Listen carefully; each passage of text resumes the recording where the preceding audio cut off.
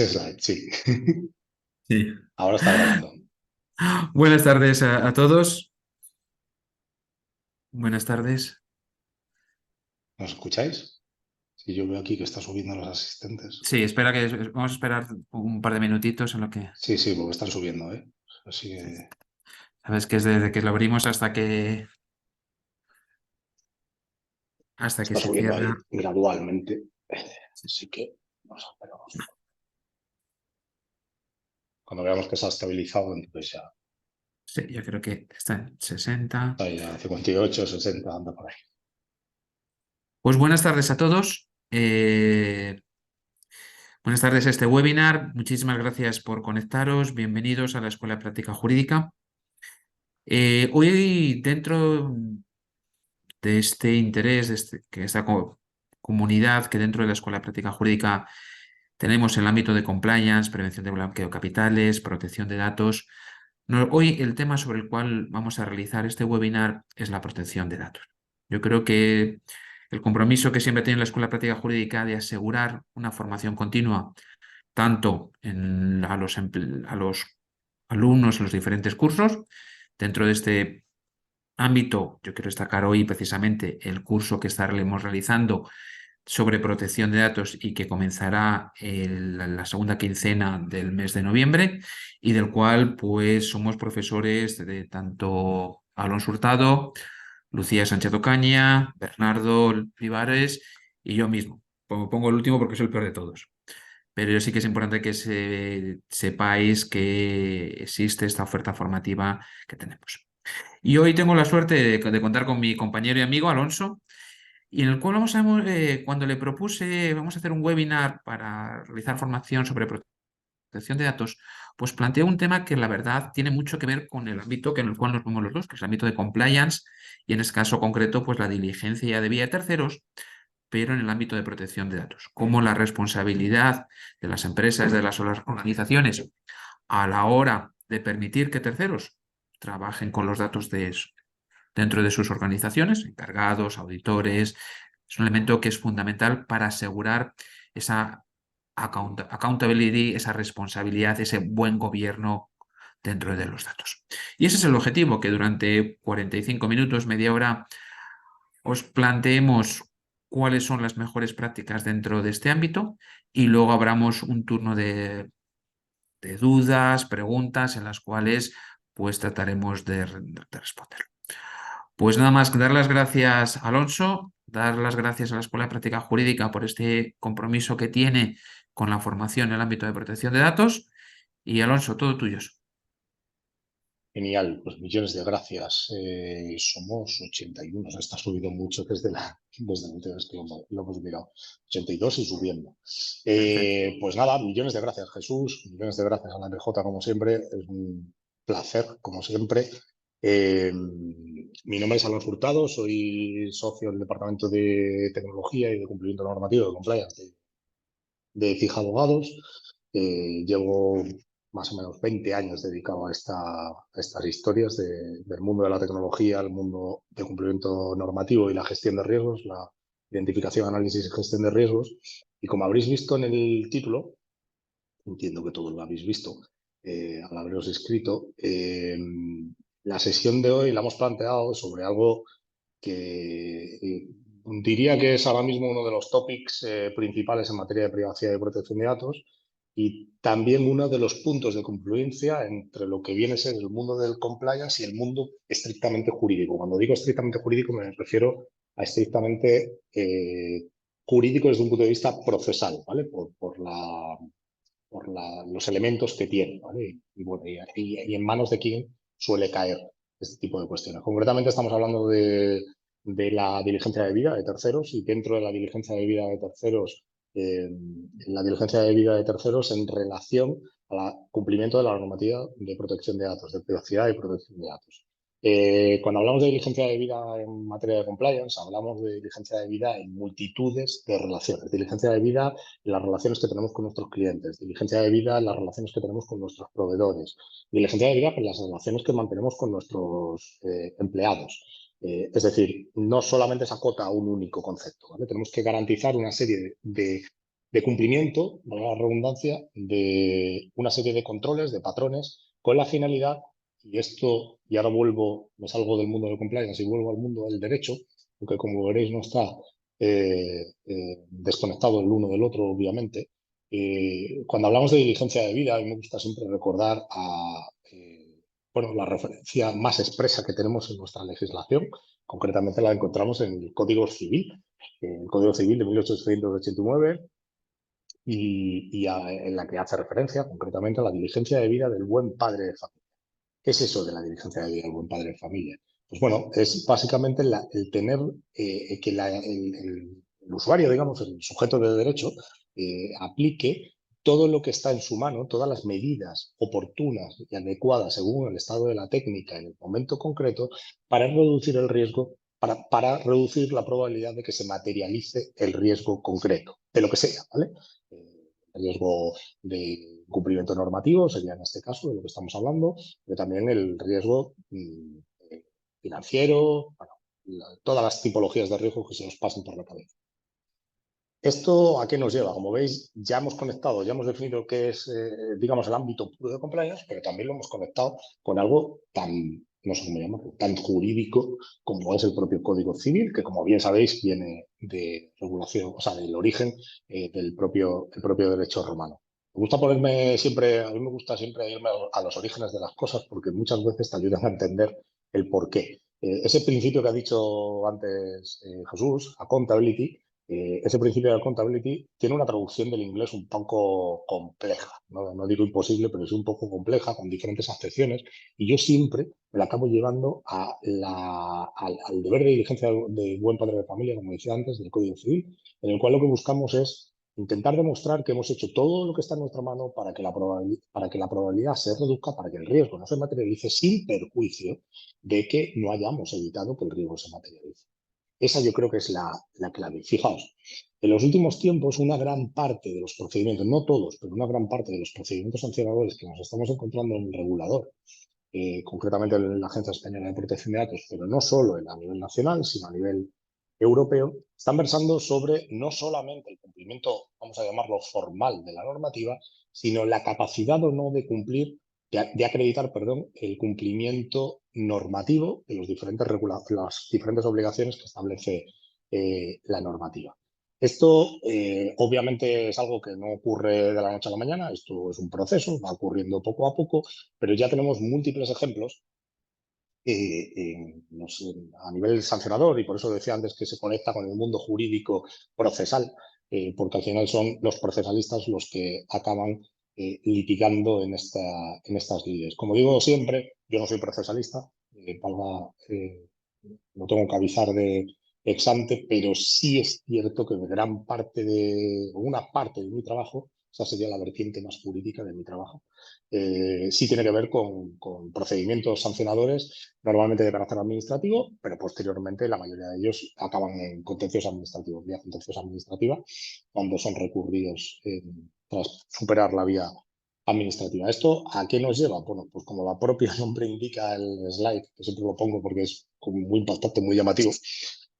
Advertencia, las imágenes que van a continuación pueden su sensibilidad. ¿Qué imágenes? Pues mirad, las imágenes son básicamente, estos son datos recientes de este año, del informe anual de la Agencia Española de Protección de Datos. Básicamente, los últimos datos que tenemos, que son del 21, tenemos un aumento bastante relevante en el volumen de reclamaciones. ¿Okay? En un relativo tenemos un 95, en un anual tenemos un 35. En notificaciones de brecha de seguridad hay un incremento bastante relevante también. Pero me gustaría que vierais esto. Este es el de las sanciones, ¿vale? Hoy vamos a hablar en cierta medida bastante de sanciones. Mirad, número de multas, pasamos de 167 a 258, más un 54% de diferencia, pero mirad el importe. Pasamos de 8 millones a 35 millones. Estamos hablando de un 337%. Si os digo el dato de este año, es todavía infinitamente mayor. Es decir, se vuelve otra vez a repetir la multiplicación y la elevación, si me apuras, no sería tanto multiplicación, sino la elevación, si me apuráis, a n, ¿vale? ¿Esto por qué ocurre? Bueno, pues ocurre básicamente porque, uno, los ciudadanos cada vez están más concienciados, cada vez son más conocedores de la normativa y cada vez ven que en esto de la protección de datos, uno, pueden reclamar, y es fácil reclamar, cada vez más sencillo reclamar. Dos, ven cómo sus reclamaciones llegan a buen puerto, no siempre, pero en muchos casos, un alto tanto por ciento, con sanciones administrativas en las empresas.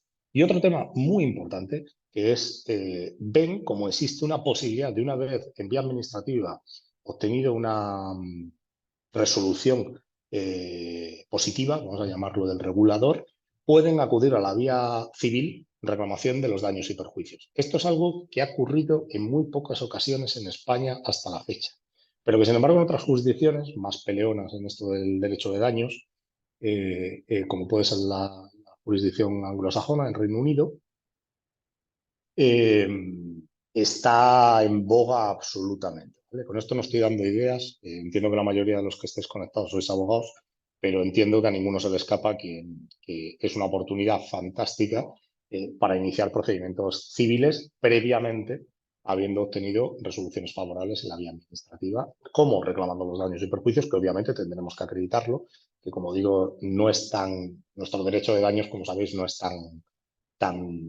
no sé cómo llamarlo, tan intenso, vamos a llamarlo, como sí lo es en jurisdicción anglosajona. Pero obviamente es una línea perfecta para poder conseguir dinero, ¿vale? De hecho, es una vía fantástica en la cual, para que os hagáis una idea, yo siempre digo que siempre que hay un fondo de inversión que se fija en algo, en un negocio, en el que sea, significa que hay dinero en ese algo.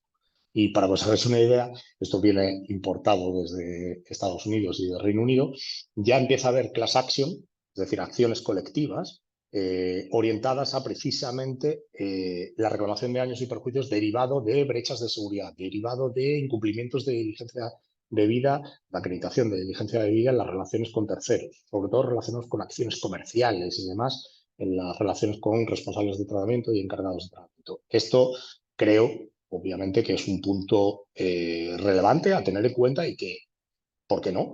También desde un punto de vista de valoración de riesgos, creo que tenemos que tenerlo en consideración también.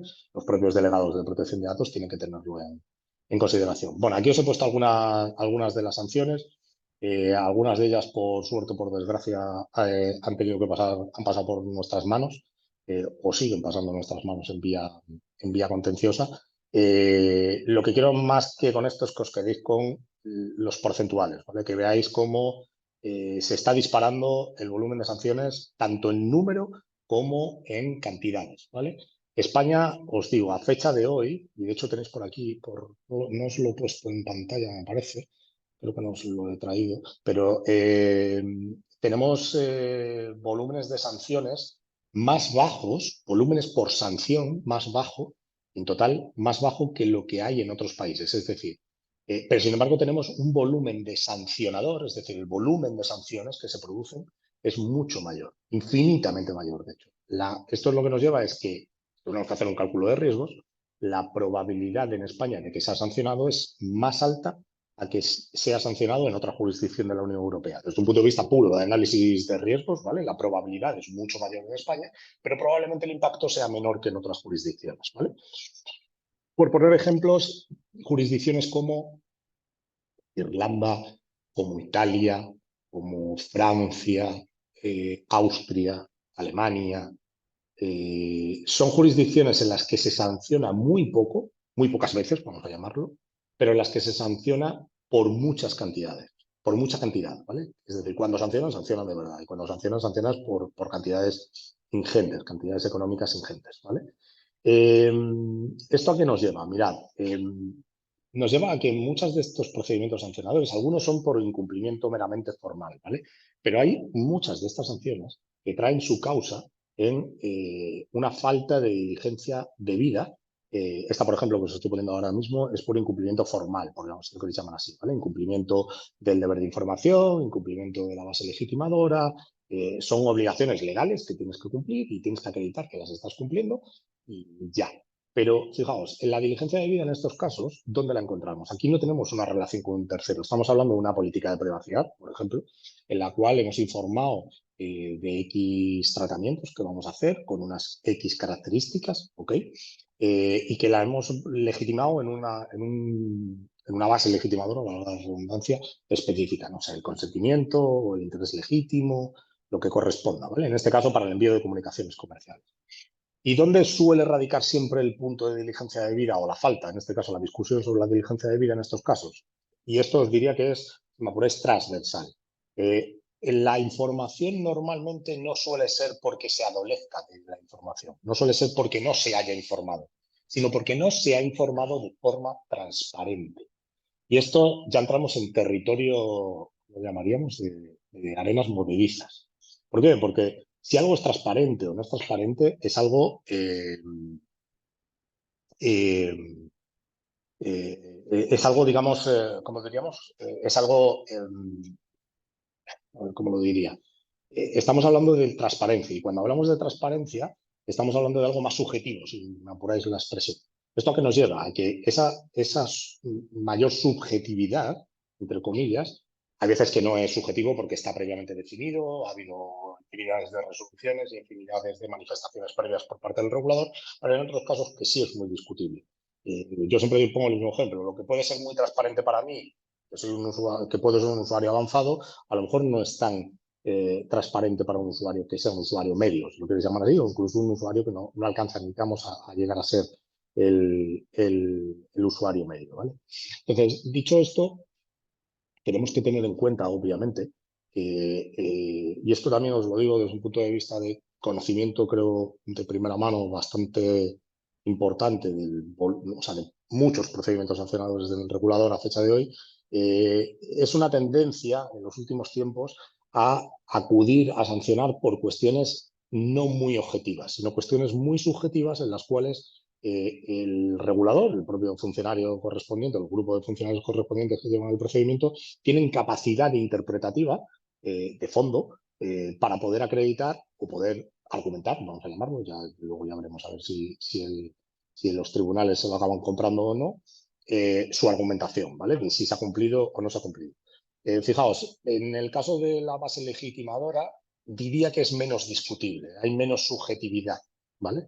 Hay una cierta subjetividad en función de la base legitimadora, pero en algunos casos, pero hay en otras que no hay subjetividad, o se tiene o no se tiene. Ya está, un consentimiento o lo tienes o no lo tienes. Si no lo tienes expresamente recogido, pues obviamente se va a entender que no lo tienes. Ahora, un interés legítimo, pues sí es discutible, depende de la interpretación que hagamos, puede haberla o no haberla. ¿Cuál es la clave? La clave es que haya diligencia en cómo hemos seguido el proceso, demostrar cómo hemos seguido el proceso para garantizar que efectivamente, a nuestro entender, estamos cumpliendo con ese requisito concreto, en este caso de información o de base legitimadora, ¿vale?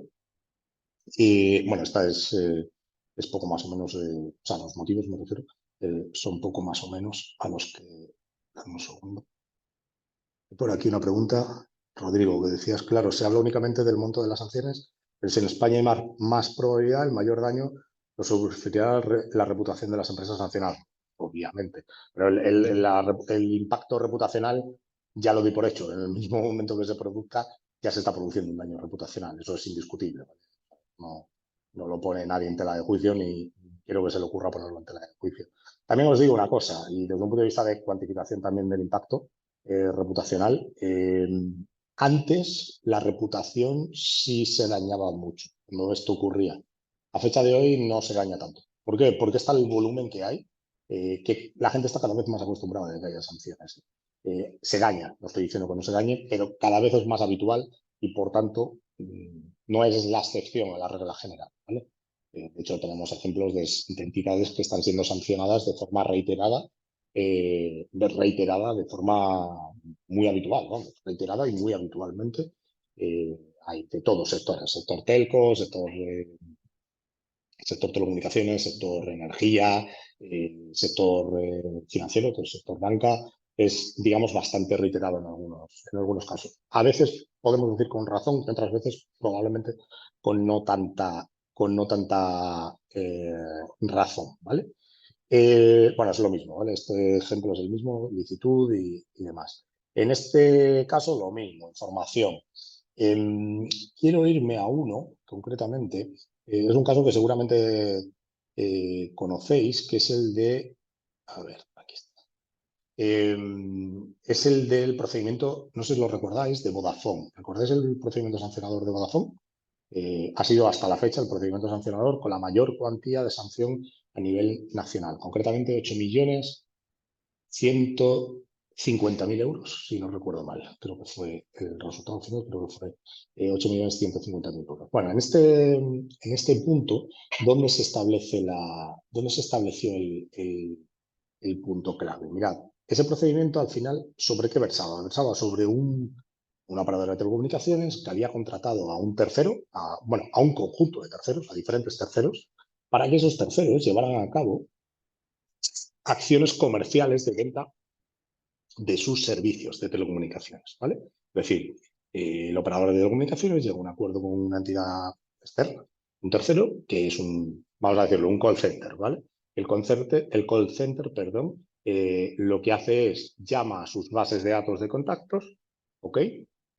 Para venderles que hagan portabilidades a Vodafone y venderles, no sé, un teléfono móvil con la portabilidad y no sé cuántas historias más. Vale, Vodafone, cuando contrata a esos terceros, lo que hace es, uno, decir, no darles la base de datos a quien tienen que llamar, sino de simplemente decirle, oye, yo te doy la característica de lo que quiero que vendas, es decir, no sé cómo llamarlo, la ficha del producto o del servicio que quiero que vendas, y tú decides a quién llamas para venderlo, ¿vale? Pero yo no te segmento ni te digo, quiero que se lo vendas a un target. Obviamente eso lo tienes que vender a gente que no sean mis clientes. Obviamente, porque muy probablemente si eso vas a venderle a mis clientes un servicio que ya tienen, pues obviamente probablemente no nadie lo vaya a hacer.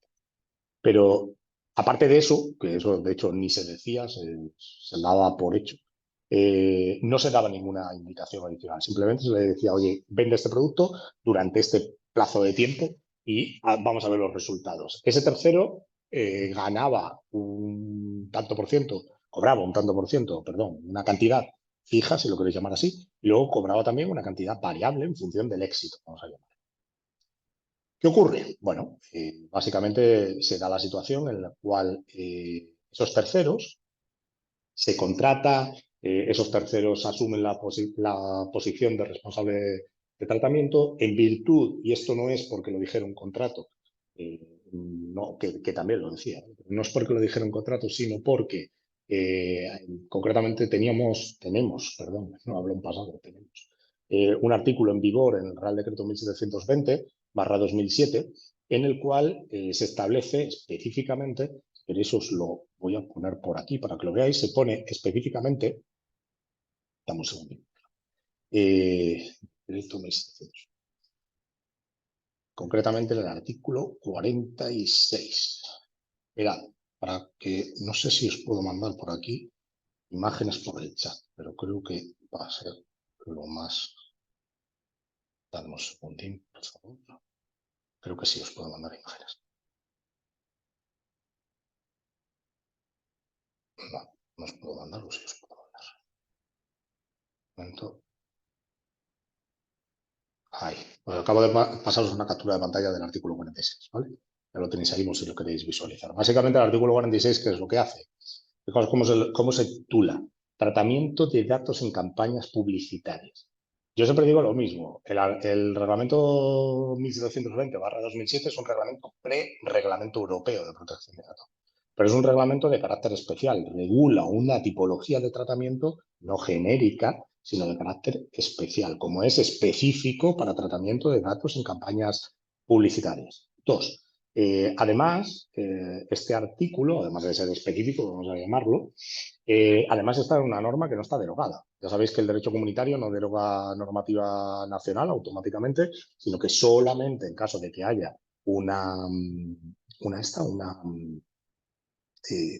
conflicto, digamos, entre ambas normas, podrá un juez determinar que efectivamente la norma queda derogada, la norma anterior queda derogada o no, ¿vale? En este caso tenemos una norma que está publicada en el Boletín Oficial a fecha de hoy. Podéis entrar si queréis. Os paso también el link del Boletín Oficial. Es una norma que está en vigor. En ningún sitio dice que esto esté derogado. Y por tanto las empresas entiendo que la revisan, o sea, revisan ese artículo y dicen, oye, pues mira, a ver en qué situación estoy yo en mi relación con terceros. Que me gustaría que en el apartado 2, 46, apartado 2, vierais los supuestos. Y dice, en caso de que una entidad contrate o encomiende a terceros la realización de una determinada campaña publicitaria de sus productos o servicios, encomendándole el tratamiento de determinados datos, se aplicarán las siguientes normas. Cuando los parámetros identificativos de los destinatarios de la campaña sean fijados por la entidad que contrate la campaña, en este caso lo que decíamos, la operadora de telecomunicaciones, esta será responsable del tratamiento de datos. Es responsable del tratamiento de datos si yo te segmento, vamos a llamarlo, los destinatarios, vamos a llamarlo, de la campaña, o obviamente si te doy la base de datos a la que vas a llamar, digamos. La segunda situación sería que cuando los parámetros de la campaña son determinados únicamente por la entidad o entidades contratadas, dichas entidades serán las responsables del tratamiento, ¿vale? Es decir, te está diciendo que cuando la entidad contratada, el proveedor de servicio, en este caso los terceros que contrataba el operador de telecomunicaciones, son los que definen esos parámetros, definen la base de datos, que es suya, y dos, definen la segmentación, vamos a llamarlo, ¿no? El target al que van a atacar comercialmente, al que van a llamar, son ellos los responsables. Y luego la tercera de las situaciones, que es cuando en la determinación de los parámetros intervengan ambas entidades, pues los dos serán responsables. Parece bastante lógico, ¿no? Es decir, si tú defines a quién vas a vender y cómo vas a vender, pues obviamente eres el responsable del tratamiento porque defines los fines y dos, defines también los medios a través de los cuales vas a realizar el tratamiento y por tanto cumplir con los requisitos de responsable del tratamiento y por tanto asumir la responsabilidad. Si somos los dos los que hemos definido conjuntamente, pues obviamente asumimos los dos la responsabilidad. Hasta aquí, claro, ¿verdad? ¿Estamos de acuerdo? ¿Está norma en vigor? ¿Esto no está derogado? ¿Está ahí en vigor? Bueno, pues el resultado final es que el regulador, y no sé si con mucho convencimiento o poco, y esto lo digo porque literalmente deroga un artículo de un reglamento nacional en 2 párrafos, sin argumentar en el fondo por qué considera que está superado, y esto que digo es literal, está superado por el Reglamento Europeo de Protección de Datos. El Reglamento Europeo de Protección de Datos no se pronuncia en ningún apartado, en ninguno, insisto, ni siquiera tampoco la ley nacional se pronuncia en la Ley Orgánica de Protección de Datos y Garantía de Derechos Digitales, no se pronuncia en ningún apartado específicamente respecto a esta tipología concreta de tratamiento de datos. Sí lo hace respecto a los responsables y respecto a los encargados, pero no lo hace respecto a una tipología de tratamiento de carácter especial, específico, vamos a llamarlo, ¿vale? Como lo he llamado anteriormente. A mí esto me lleva a pensar que quizás habían dado por hecho que este artículo estaba derogado cuando de facto no estaba derogado. Con lo cual, desde un punto de vista de seguridad jurídica para el titular, el responsable, en este caso el operador de telecomunicaciones, creo que sería bastante complicado, entre comillas, o colocaríamos en una posición de inseguridad jurídica bastante clara al operador de telecomunicaciones si se entiende que tiene que depender de su interpretación el hecho de si aplica o no aplica una norma que está publicada en el boletín oficial y que está, por tanto, en pleno vigor, ¿vale? Si no nos gusta esta norma, lo que tenemos que hacer es derogarla. Se deroga expresamente y así introducimos seguridad jurídica porque al final el Estado de Derecho va de eso, va de introducir seguridad jurídica en el ordenamiento jurídico y en el tráfico económico, vamos a llamarlo. Fijaos, ¿dónde radica la clave? En esa resolución, ese es el supuesto de hecho, ¿vale? Donde os he dicho, en lo que versa prácticamente todo el procedimiento. Pero fijaos, la agencia va un poquito más allá. En ese caso, y ahora ya vuelvo a la parte de diligencia debida, lo que viene a decir es, mira, usted, operador de comunicaciones, ha cumplido con su deber de diligencia previo. Es decir, usted ha firmado un contrato adecuado con estos prestadores, ha garantizado que estos prestadores le declaraban que cumplían íntegramente con todas las obligaciones legales en materia de privacidad y protección de datos.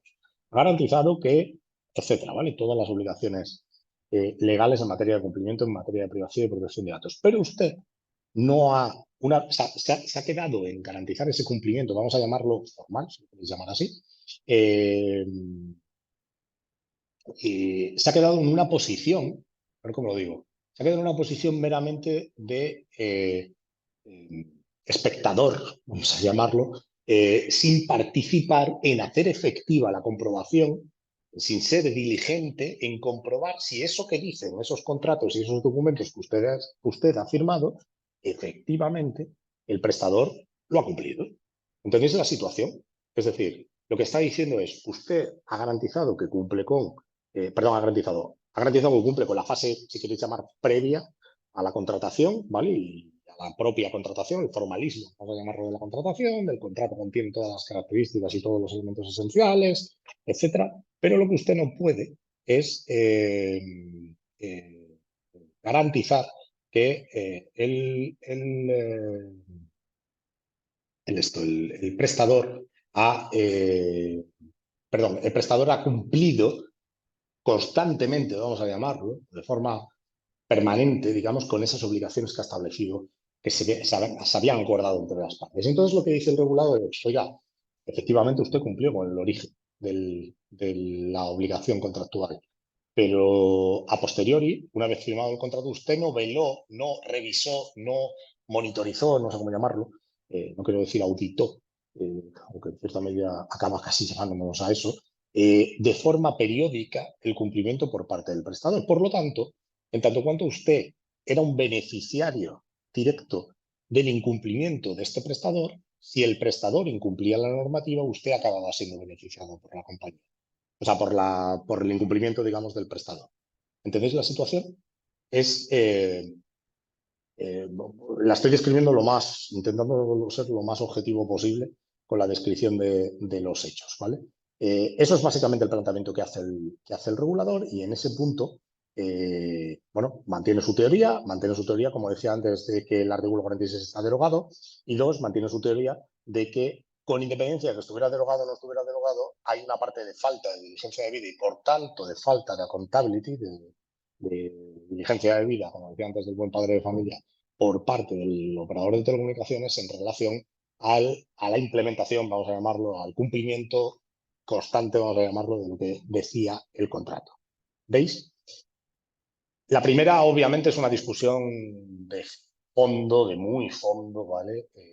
Ordenamiento jurídico, decía alguien por aquí, por el chat, Mireia decía, este sistema derogatorio es lamentablemente muy utilizado. Efectivamente es lamentablemente muy utilizado y la situación es que al final estamos en una situación de cierta, no, en algunos casos de muchísima inseguridad jurídica y como digo siempre, si la seguridad jurídica nos cuesta poco dinero, pues bueno, vale. Pero si la seguridad jurídica estamos hablando ya de millones de euros, pues a lo mejor quizás sería bueno que los tribunales afearan, llegado el momento, a las autoridades que este hecho no debería producirse. Porque al final, yo entiendo que hay un margen siempre para la interpretación, pero cuando tú tienes un artículo tan específico como este, con tanta claridad como este, lo más lógico es que si no te cuadra porque consideras que debería estar fuera, lo derogues. No pasa nada, deroga un artículo, si es muy fácil. Una disposición derogatoria en cualquier norma da igual, no tiene ni siquiera que estar relacionada, metes una disposición derogatoria y lo derogas. El problema está que nadie se acuerda que hay que derogar. Y ese es el problema. Y para mi juicio es que tenemos que caer en interpretaciones nuestras cuando nosotros somos administrados, no somos, ni tenemos la capacidad de sancionar y solamente tenemos la capacidad de cumplir. ¿Vale? En este punto, aclarado ese primer punto, en la parte de diligencia de vida, os lo he traído como ejemplo porque me parece uno de los ejemplos más claros. La resolución, estamos hablando de una resolución de 100 y pico páginas, ¿vale? Bastante bien motivada, salvo a mi juicio los puntos realmente relevantes. Este concretamente sí está bien motivado. Discutible perfectamente, pero con una motivación bastante más importante y bastante más razonada que esta del 46 que os estaba diciendo. A mi juicio, a todas luces, claramente con escasa motivación, con motivación, tengo que decir que había motivación, pero como insisto, dos párrafos. Muy claro tiene que estar para que en dos párrafos, sí, por supuesto, la resolución os la paso, ¿vale? Esa resolución, como digo, muy claro tiene que estar para que en dos párrafos derogues un artículo en vía administrativa, ¿vale? Dame un segundo, esto era la 59 20, creo que. Un segundín, por favor. Aquí está, este es. Os lo comparto por el chat, ¿vale? También lo tenéis. Es un... no, perdón, os he dicho 100 y pico. 100 y pico teníamos escritos anteriores. La resolución final tiene 97 páginas, que no está mal. 97 páginas. De hecho, si queréis buscar el...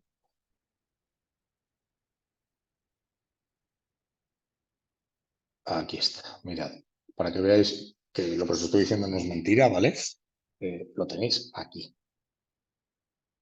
Este párrafo, que os voy a compartir una pantalla, iros, si queréis ir a la página 62 de 97, ahí tenéis el párrafo concreto donde se hace referencia al artículo 46 y a que ese párrafo, o sea, esta disposición había quedado superada, ¿vale? Si le queréis echar un ojo en detalle, ahí la tenéis. Página 62 de 97, ¿vale? La veis, ¿no? No sé si las pantallas que os comparto se comparten. Aquí me parece como que están compartidas, pero no. ¿Tú no puedes verla? Pues, ábrete, es que no sé por qué es. Haced una cosa, abriros el link, os he pasado, ¿vale? El PDF es un PDF, que os lo vuelvo a copiar y pegar. Y ahí, mira, espera un momento. Está cambiando. Yo tampoco, el PDF tampoco lo veo. ¿No veis el PDF? Es un PDF de... Perdón, un segundo. El PDF es un link que os acabo de compartir de la agencia. Es este, ¿lo veis?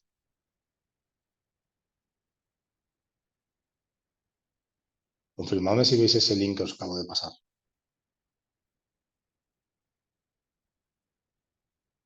No se ve, ¿por qué no se ve? Esto no tiene sentido. Dame un segundo, voy a hacer una cosa. Me lo descargo el PDF y os lo mando, ¿vale? A ver si de esta forma puedo funcionar. Alguna cosa es rara que está haciendo que esto lo corte.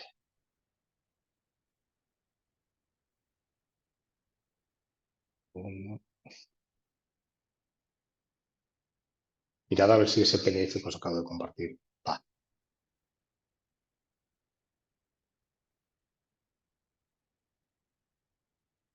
Vale. Perfecto. Sí, cierto. Estoy mandándolo a los anfitriones. Toda la razón del mundo. No me había dado cuenta. Mirad que estaba bien clarito. A ver, ahí va. Paso el link también. Disculpad, ¿eh? Confirmad si ahora lo veis. Vale, perfecto. Nada, disculpad, que no me había dado cuenta y mira que estaba clarito en azulito, además, bien llamativo. Bueno, os lo he puesto ahí el párrafo, iros a la página 62. Y aquí, en el apartado, os comparto ahora ya sí la pantallita para que lo veáis. Son realmente dos párrafos. Os he dicho 2,5 párrafos, pero la realidad es que son 2 párrafos. Donde deroga el artículo, no es que hable el concepto de derogar, habla el concepto de haber sido superado, ¿vale? Ahí lo tenéis.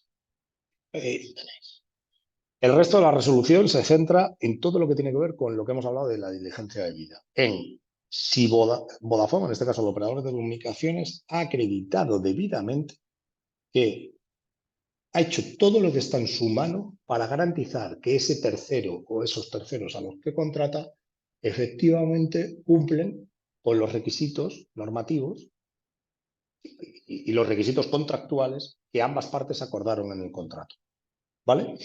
Y lo que viene a determinar es, si no tienes la capacidad probatoria de demostrarme que has hecho todo lo que está en tu mano para reducir el riesgo, entonces serás responsable de los daños y los incumplimientos que haya hecho el otro. ¿Por qué deber? Pues básicamente por un deber de culpa, si me apuráis, por llevarlo a la teoría general, digamos, desde un punto de vista de responsabilidad, a lo que llamaríamos culpa invigilando. ¿Sí? Es decir, como no has cumplido con tu deber de diligencia debida, en la vigilancia, vamos a llamarlo, del cumplimiento de lo que ambas partes pactasteis y eres un beneficiario último, la otra parte también, pero es un beneficiario directo de ese incumplimiento, te hago responsable del mismo. Bueno, insisto, eso no es solamente de responsabilidad, o sea, teoría, digamos, y doctrina y jurisprudencia en materia de derecho administrativo, en materia de protección de datos, sino que lo podemos llevar a prácticamente, no os diría todos los ámbitos, pero prácticamente todos los ámbitos del derecho, ¿vale? En los cuales, si yo no soy capaz de acreditar que hemos cumplido con los servicios, digamos, perdón, con los que hemos acordado que son los servicios correspondientes y con las garantías, más que los servicios, con las garantías, necesariamente podemos irnos a que te haga responsable a ti también, especialmente si eres si eres, ¿cómo se dice? ¿Cómo lo llamaríamos? Si eres beneficiario último, económicamente hablando, ¿vale? Obviamente, si esos terceros incumplían la norma, muy probablemente la probabilidad de que vendieran más era mayor a que se cumplían la normativa, ¿verdad? Entonces era una cuestión de riesgo. Si yo bajo los listones de cumplimiento normativo, a pesar de que con eso estuviera incumpliendo la normativa y además incumpliendo el contrato que tengo con mi cliente, mi cliente me refiero al operador de telecomunicaciones en este caso, pero con eso vendo más y este a su vez está haciendo la vista gorda, automáticamente yo voy a vender más y por tanto mi cliente también va a ganar más. ¿Entendéis? Son beneficiarios ambos dos. Bueno, en esa posición es bastante recurrente esta tipología de casos. ¿Cómo estamos solventando esto? ¿Y qué es lo que hay que hacer? Y esto, si me apuráis, hay que llevarlo también al ámbito de cumplimiento normativo, no solamente de esta norma, sino de toda la normativa. Normativa de competencia, normativa fiscal, normativa de protección de datos, de consumidores usuarios. Hay múltiples normas que afectan a esto. Prevención de blanqueo de capitales. Bueno, en un mundo en el cual la prestación de servicios es habitual, la subcontratación de servicios especializados es el pan nuestro de cada día y así debe ser y es bueno, porque los servicios que recibimos son especializados, específicos. Cada vez torna en mayor valor el hecho de que no solamente tienes que contar con una asesoría jurídica previa, cumplidora, sino que tienes que contar con una asesoría jurídica y unos deberes de diligencia, unos servicios, vamos a llamarlo, no de asesoría jurídica, sino de cumplimiento normativo, continuados en el tiempo, tanto ex ante como durante como posteriormente a la finalización de la relación de los servicios, especialmente los previos y los durante, ¿vale?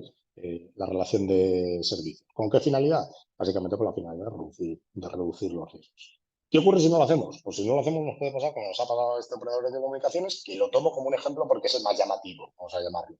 Pero de estos hay múltiples. Podéis buscar en las resoluciones de la agencia que tenéis públicas y disponibles a través de Internet, la sede electrónica de la Agencia Española de Protección de Datos, disponible para su descarga, como habéis visto. Hay múltiples ejemplos, ¿vale?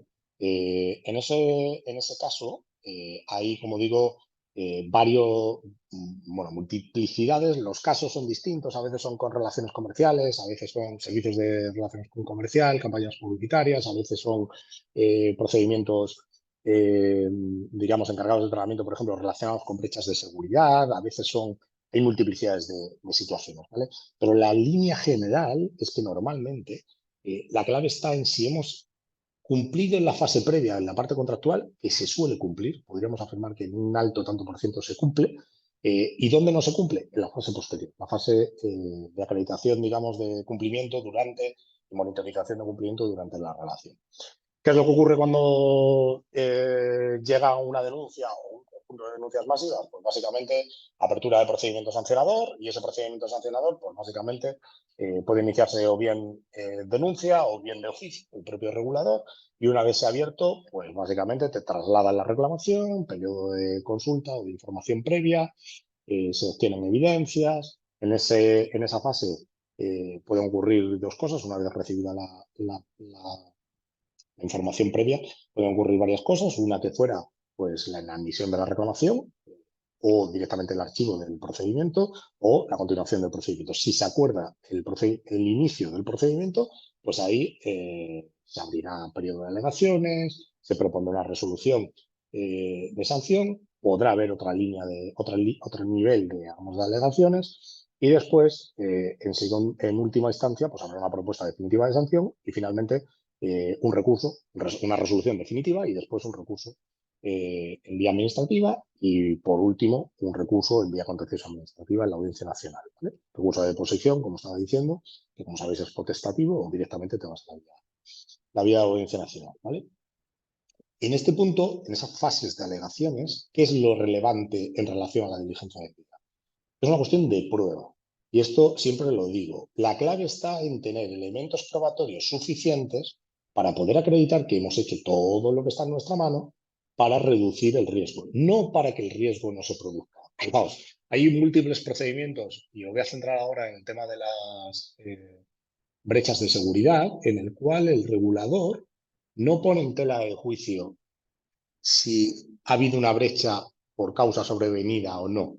Lo que pone en tela de juicio es, en algunos de ellos, no en todos, pero en algunos de ellos, empieza a poner en tela de juicio si las medidas que tú tenías antes, muchas de ellas, en muchas ocasiones, están externalizadas en un tercero, eran medidas suficientemente diligentes o no, según el estado de la técnica en este caso, para prevenir la comisión para que se materialice, vamos a llamarlo, el ataque en cuestión, ¿vale? ¿Cuál es la clave? En este caso, tener debidamente articulados, uno, la parte organizativa, pero dos, procedimientos, pero dos, también la parte técnica, las medidas concretas técnicas que estén debidamente implantadas y los procedimientos debidamente aplicados, no solamente que se haga un papelito, sino que los tengamos debidamente aplicados y podamos demostrarlo. ¿Con qué finalidad? Con la finalidad de poder acreditar que efectivamente hemos hecho todo lo que está en nuestra mano, pero que a pesar de ello se ha materializado el riesgo. ¿Entendéis el planteamiento? Esa es la clave. Es una cuestión de prueba, exclusivamente de prueba. ¿Dónde suele producirse el problema? En básicamente que si no tenemos las pruebas, difícilmente vamos a poder tener una defensa. ¿Por qué? Iba a decir aquí, y aquí hay veces que el procedimiento, en esta tipología de procedimientos administrativos, siempre digo que hay, en todos los procedimientos sancionadores, como sabéis, rigen los principios del procedimiento penal. Somos como decimos, no somos responsables, somos inocentes, hasta que se demuestre lo contrario. Pero yo ahí tengo la sensación en muchas ocasiones, depende de qué procedimientos administrativos, que se nos juzga por el resultado. El ejemplo de las brechas de seguridad es muchas veces ese que nos encontramos, sin que quede acreditado que la falta de medidas de seguridad o la no idoneidad específica de las medidas de seguridad para la tipología de ataque concreto que se sufre por parte de una compañía, se considera que como se ha producido el daño, es decir, el ataque y el efecto de haber superado, que el ataque haya sido fructífero, se considera que las medidas no son suficientes. Hombre, yo esto lo puedo entender si la compañía no tuviera medidas de seguridad. Pero si la compañía acredita que tenía medidas de seguridad, pero las medidas de seguridad que tenía han sido superadas por los malos, como me gusta llamarlo siempre, hombre, decir que una compañía no ha sido diligente porque literalmente enfrentándose a un ejército de malos no ha podido superar, digamos, no ha podido vencer a los malos en ese procedimiento, a mí cuanto menos me parece exagerado, ¿vale? Así lo ha venido a ratificar en sentencia relativamente reciente, si queréis también os la puedo mandar, el Tribunal Supremo. Y dame un segundo.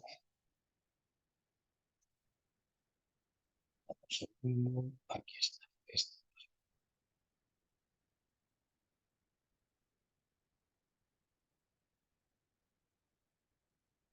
Bueno, aquí tenéis un ejemplo. Mira, además este es relativamente reciente, os lo paso también para que lo tengáis. Es bastante reciente. No es este el que estaba buscando. ¿Lo veis, verdad? Sí, ahora va a todos, así que sí lo tenéis. Vale. Ese es un ejemplo. Y aquí esta sería...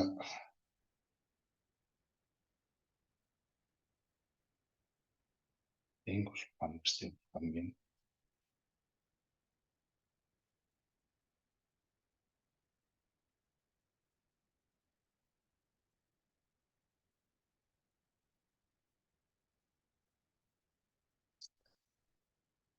Esta es la artillería, del 2022. Aquí tienes otra sentencia del Tribunal Supremo en la cual lo que viene a decir es, bueno, lo que viene a hacer es ratificar la jurisprudencia más que consolidada del Tribunal Supremo en esta materia, que es en relación a las medidas de seguridad. En este caso veis que hemos cambiado del lado comercial, nos vamos a las medidas de seguridad, con los diferentes ejemplos que os venía poniendo. Pero este es uno de esos ejemplos. Lo que viene a decir es que la adopción de medidas para garantizar la seguridad de los datos de carácter personal no es una obligación de resultado, sino de medios. Si yo te acredito que he puesto los medios, pero que esos medios no han sido eficaces, no me puedes sancionar por ello. ¿Por qué? Me puedes sancionar si esto se produjera todos los días. Pero si yo te acredito que he puesto los medios, pero esos medios han sido superados, en este caso, como son atacantes, por los malos, pero es una cuestión de prueba. Yo soy el que tengo que demostrar que eso ha sido así, ¿vale? Y he puesto todos los medios a mi disposición. Y el que tengo enfrente, que es en este caso la agencia, tiene que tumbar esos medios y decir que son medios que no son adecuados, que no son pertinentes, que no son suficientes, que no son idóneos, ¿vale? Esa es la clave. En muchas ocasiones, ¿qué es lo que nos encontramos? Que las argumentaciones que utiliza la agencia en ocasiones, y esto no es solo de la agencia, esto si nos vamos a resoluciones en Europa, nos encontramos con situaciones parecidas. Son situaciones, o sea, son argumentaciones en ocasiones que son bastante etéreas, entre comillas, y poco concretas, basándose en una posición muy teórica y poco práctica. No debemos olvidar algo. Usted, si un regulador quiere sancionarme, tiene que cumplir los requisitos de un procedimiento sancionador. Los requisitos de un procedimiento sancionador son requisitos de tipicidad, punto uno, punto dos, principio de prueba, y tres, principio de causalidad. Si no hay alguno de los tres, no puedes sancionarme, por mucho que pretendas sancionar. ¿Vale? Con esto, insisto, pensad que también os estoy intentando contar la parte puramente procesal, que es esto que acabo de decir, ¿vale? De principios generales, aplicados al procedimiento sancionador y demás, pero también os estoy intentando contar el de dónde venimos, ¿vale? La diligencia de vida, en este caso, puede ser tanto interna, ad intra, como ad extra también, en las relaciones con terceros, como estoy diciendo. Y es clave y determinante tenerlo debidamente documentado, organizado y debidamente acreditada el cumplimiento de eso que previamente hemos documentado y hemos organizado. Si no lo tenemos, tenemos un problema. A fecha de hoy, muchos de los proyectos que nosotros hacemos con clientes son precisamente esto, el estar monitorizando, el estar verificando si los terceros o si también la propia compañía internamente está cumpliendo con los requisitos que la normativa le establece. ¿Con qué finalidad? Con la finalidad de actuar preventivamente levantando la mano en aquellos casos en los cuales no se cumpla. ¿Ok? No sé si tenéis alguna pregunta más. Decía por aquí Mireia, además el RGPD en su artículo 24 habla de garantizar y poder demostrar que el tratamiento es conforme con el presente reglamento. Obviamente.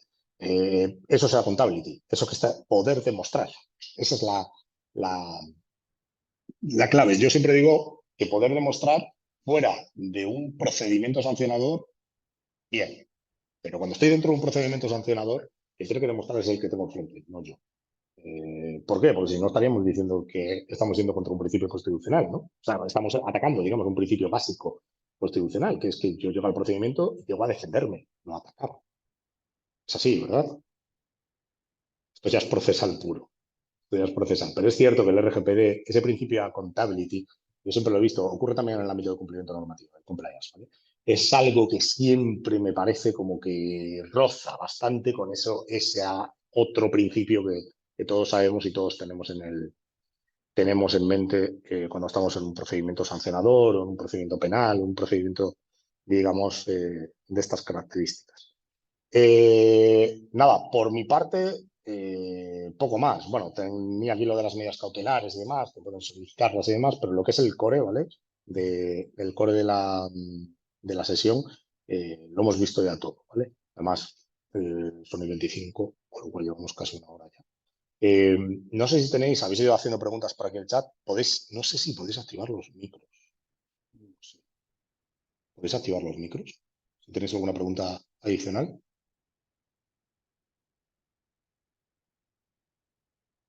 ¿No? ¿O sí? ¿O solo por el chat?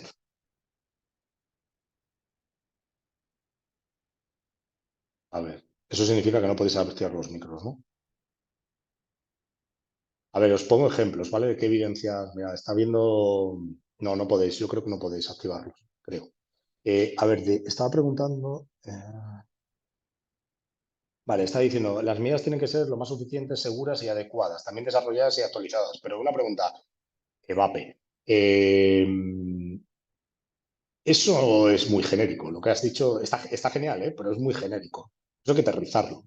Y el problema está en cómo lo aterrizamos, ¿vale? Nosotros tenemos procedimientos con el regulador en el cual hemos acreditado el cumplimiento de las medidas recomendadas por el ENISA.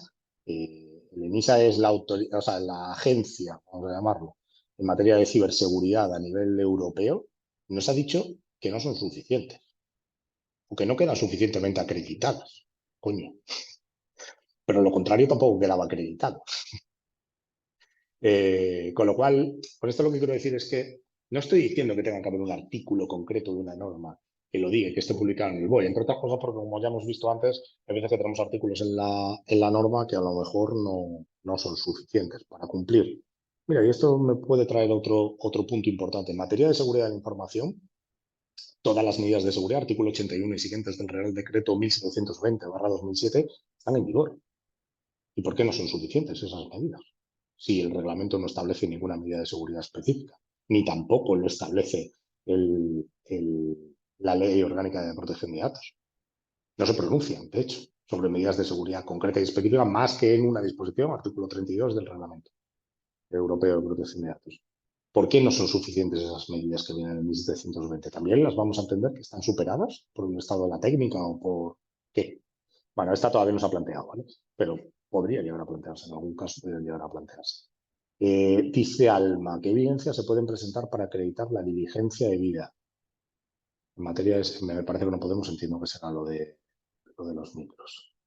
En materia de seguridad, ¿qué evidencias se pueden presentar para acreditar la diligencia debida en materia de seguridad? Mira, yo aquí siempre digo, Alma, que la clave radica en que tenemos que acreditar dos caras de la moneda, vamos a llamarlo, ¿vale? En materia de seguridad, estoy hablando. Una parte que es la organizativa, son políticas, procedimientos que documenten qué es lo que hemos adoptado como estándar de seguridad dentro de la organización, ¿vale? Y luego, y esta es la parte más chunga, más complicada, tenemos que acreditar que lo que dicen esas políticas y esos procedimientos se cumple de facto, es decir, que tengo evidencias no solamente de que la compañía ha implementado las medidas de seguridad correspondientes para dar cumplimiento a esas obligaciones, sino que además esas medidas organizativas, que pueden ser procedimentales, ¿vale? Efectivamente se han cumplido por parte de la organización. Es prueba. ¿Prueba cómo? Pues la primera parte sería acreditar que existen políticas y procedimientos debidamente aceptadas por los responsables, digamos, de la organización, el delegado de protección de datos al menos, y en su caso la más alta instancia de la organización. Y dos, que podemos acreditar que además de estar esas políticas y esos procedimientos, lo que dicen esas políticas y procedimientos efectivamente está implementado en el día a día de la organización. A veces poder acreditar que el procedimiento se activa, por ejemplo, procedimiento de análisis de brechas de seguridad, pues que efectivamente siempre que hay un incidente de seguridad se analiza si efectivamente hay ese análisis, o sea, se realiza ese análisis directamente, ¿vale?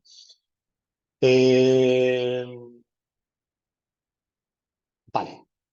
Y luego, la parte 2, que es la parte puramente técnica. Esos procedimientos dirán, pues, que hay un control de accesos, que hay una obligación de no sé qué sistema de autenticación de los usuarios, y ese sistema es técnico, ¿vale? Es una configuración de un sistema de información. Entonces, tendremos que poder acreditar que efectivamente se produce el cumplimiento, digamos, de esa obligación, digamos, técnicamente hablando, ¿vale? ¿Cómo se acredita eso? Básicamente, pues pongo siempre un ejemplo. Si tú utilizas Office 365, por defecto vas a tener una serie de medidas de seguridad cumplidas. ¿Eso significa que tengas todas? No, vas a tener una gran parte de las medidas de seguridad ya cumplidas, pero no significa que tengas todas las medidas de seguridad cumplidas, ¿vale? Entonces, la clave ¿dónde está? En poder acreditarlas, ¿vale? Nosotros lo que usamos en la práctica son checklists de cumplimiento con evidencias asociadas a cada punto de control, posibles evidencias, vamos a llamarlo, que son las habituales, sin perjuicio de luego en cada caso nos podemos encontrar particulares, ¿vale? Situaciones concretas y particulares que pueden darse en cada caso concreto y que las usamos y las acreditamos según corresponda, ¿vale? Eso es básicamente cómo podemos hacerlo. Dice por aquí Mireia, se olvidan del que el riesgo no puede ser cero. Bueno, eso es lo que dice la sentencia del Tribunal Supremo. Y repito, no es la única sentencia del Tribunal Supremo, es más que jurisprudencia más que consolidada. Es que es imposible que sea cero. Y más todavía en el ámbito técnico, que hablamos de las medidas de seguridad, es absolutamente imposible. Cuando hablamos de la parte de relación con terceros, por ejemplo, de los procedimientos proveedores comerciales de venta y demás, nosotros podemos acreditar el cumplimiento y podemos verificar el cumplimiento de aquello que nos quieran enseñar. Si ellos por detrás nos enseñan y solamente conseguimos ver aquello que cumplen a la perfección, nosotros, como digo siempre, difícilmente podemos ser policías. ¿Hay medidas para poder encontrar y ser más incisivo? Sí, pero también algo que no debemos olvidar es también que todo esto lleva unos costes asociados que en muchas ocasiones son ingentes, ¿vale? Y eso nos lleva, obviamente, a que al final las compañías tienen que valorar Imagínate, si tenemos 100 proveedores, ¿podemos hacer auditorías de cumplimiento de los 100 proveedores todos los años? Posible. Es absolutamente imposible. Entonces, ¿qué hacemos? Pues hacen muestreos de aquellos proveedores que tienen más volumen, aquellos proveedores con los cuales previamente hemos tenido alguna problemática, alguna situación de riesgo, aquellos proveedores, bueno, como digo, dependiendo de cada caso, pues utilizamos unas u otras, ¿vale? Pero lo que sí tengo clarísimo es que hay que tener los deberes hechos. Si no tenemos con qué demostrar que hemos hecho lo que está en nuestra mano, difícil defensa vamos a tener, teniendo en cuenta, como ha dicho antes, no me acuerdo quién ha sido, Miguel, ya creo que ha sido, el artículo 24 del reglamento y también lo que los propios, la propia agencia y los reguladores, porque insisto, esto es, si me apuro, es transversal a nivel europeo, están sosteniendo a fecha de hoy. Nada, por mi parte, nada más. No sé si tenéis alguna pregunta. Aquellos que estéis conectados, hemos llegado a picos, si no me equivoco, de 112, creo, me ha parecido ver en algún momento. 112, estamos 91 ahora mismo, con lo cual significa que no debo haber aburrido demasiado porque os habéis mantenido una gran parte de vosotros. Eh, Emplazaros a que si os interesa la materia, pues creo que es un buen programa. Sinceramente creo que es un muy buen programa, muy, como me gusta decir, muy directo, muy al pie y muy claro y muy completo, ¿vale? Se pasa por toda la regulación. Cuando digo toda es, y como habéis visto en el ejemplo de hoy del webinar, muy práctica, es decir, de hecho, todos los que participamos estamos relacionados directamente con cumplimiento normativo en nuestras organizaciones, en algunas ocasiones siendo los DPOs, en otros casos siendo externos, en otros casos siendo DPOs externos, con lo cual es difícil no explicarlo con casos reales y casos concretos como lo que he hecho hoy, ¿vale? Con lo cual, ¿eso a qué os da? Pues os da un conocimiento de causa de la realidad, no de lo que dice un reglamento, lo que dice un artículo, lo que dice una norma, sino de lo que efectivamente le están regulando o interpretando los reguladores a fecha de hoy, ¿vale? Y no solamente los reguladores nacionales, sino también internacionales. Creo que es, no sé, si yo estuviera en ese lado, sería lo que yo diría, que fuera una formación. Obviamente hay una parte teórica, obviamente, pero también una parte práctica, contextualizada, vamos a llamarlo, para tener una visión lo más cercana posible, ¿vale? Estás diciendo por aquí, Marta, ¿podemos tener la presentación? Entiendo que sí. Lo que pasa es que está en formato EFIGA porque no me ha dado tiempo a cambiar el formato a EPJ, pero yo entiendo que esto si se lo mandamos a la EPJ, ellos cambiarán el formato y ellos lo pueden mandar actualizado, ¿vale? Lo pregunto, ¿vale, Marta? Haz una cosa, Marta, no sé cómo es esto, pero ¿puedes mandar un correo electrónico a mm, secretaría o algo así?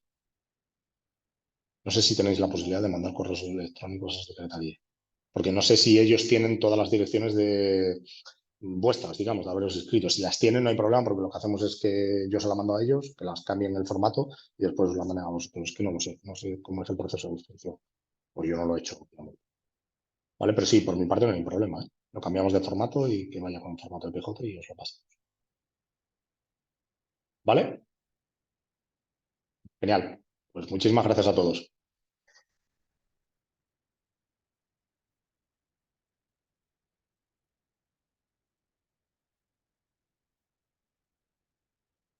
Vale. Gracias a todos.